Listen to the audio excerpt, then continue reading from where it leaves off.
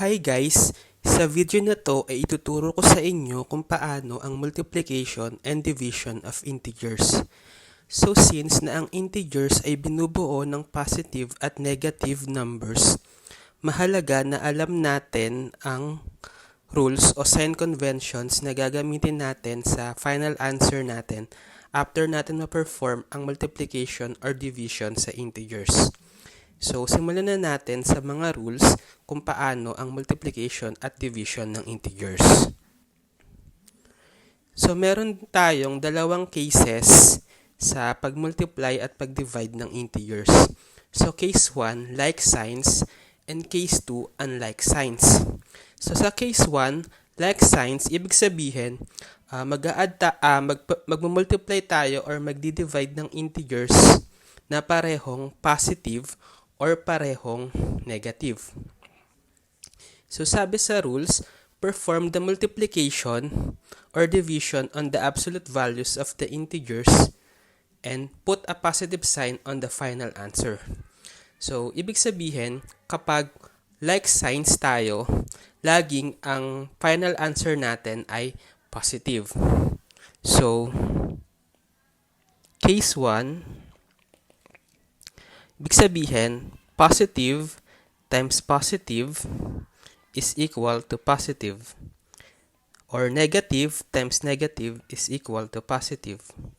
And in division, positive divided by positive is equal to positive. Or negative divided by negative is equal to positive. So, sa rules na to, ibig sabihin, sa pag-multiply o pag-divide ng integers with like signs, i-perform lang daw natin yung multiplication or division dun sa mismong numbers and then maglalagay lang tayo ng positive sign doon sa final answer. And then sa case 2, unlike signs, ito naman kung magmumultiply o magdi-divide tayo ng magkaiba ng sign. Halimbawa, isang positive at isang negative or isang negative at isang positive.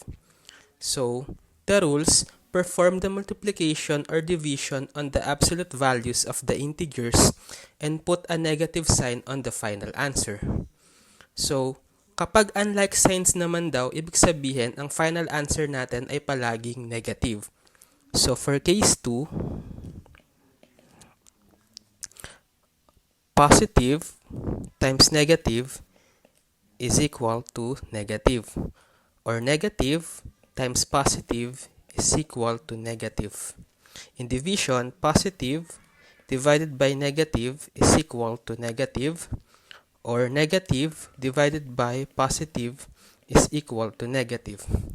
So like sa case 1, perform lang din daw natin yung multiplication or division doon sa mismong numbers and then sa final answer ay maglalagay tayo ng negative sign sa final answer. So, illustrate natin itong rules na to sa different examples. So, number 1, 2 times 8. So, in this example, pareho silang positive, right? So, it falls under case 1. So, like signs. So, when like signs, positive times positive, the answer is positive. So, perform lang natin yung 2 times 8, 16. And then, since parehong positive, final answer is positive also. So, positive 16. Number 2, negative 6 times negative 4. So, this falls under like signs again. Negative times negative. So, the final answer must be positive. So, perform lang natin yung multiplication. 6 times 4, 24. And since like signs, the final answer is positive 24.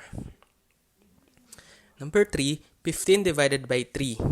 So, like signs again, positive divided by positive. So, the final answer is positive also. So, divide lang natin, 15 divided by 3 equals 5, right? And since like signs nga, the final answer is positive. Number 4, negative 24 divided by negative 12. So, like signs again, pareho silang negative. So the final answer must be positive. So perform lang natin yung 24 divided by 12 is 2. And then since like signs parehong negative, final answer is positive 2. Number 5, 9 times negative 5. So this time, nag-fall na siya under unlike signs. So isang positive at isang negative. So the final answer must be negative. So perform natin yung 9 times 5 is 45, right? And since unlike signs nga, the final answer must be negative 45. 6, negative 7 times negative 2. So like signs agad, ulit. So perform lang natin yung 7 times 2, which is 14. And since like signs parang negative, final answer must be positive. 7, 18 divided by negative 6. So positive divided by negative is negative. So 18 divided by 6 is 2. Since unlike signs, the final answer is negative 2. Negative 21 divided by positive 3. So unlike signs, negative divided by positive is negative. So the final answer must be negative. So 21 divided by 3 is 7. And then since unlike signs, the final answer is negative 7. 9, 6 times negative 2 times negative 3. So this time, unahin muna nating i-multiply itong 6 times negative 2. So 6 times negative 2, unlike signs, so the final answer is negative, right? So 6 times 2 is 12. And unlike signs, to negative 12. And then negative times negative 3. So negative 12 times negative 3, now pareho silang negative. So the final answer must be positive, right? So 12 times 3 is 36. And like signs, so final answer is positive 36. Number 10, negative 4 times negative 8 divided by negative 16. So perform lang muna natin itong negative 4 times negative 32. So like signs, right? So the answer must be positive. So 4 times 8 is 32. And the sign is positive. Divided by negative 16. So, nag-fall to under unlike signs. Positive divided by negative.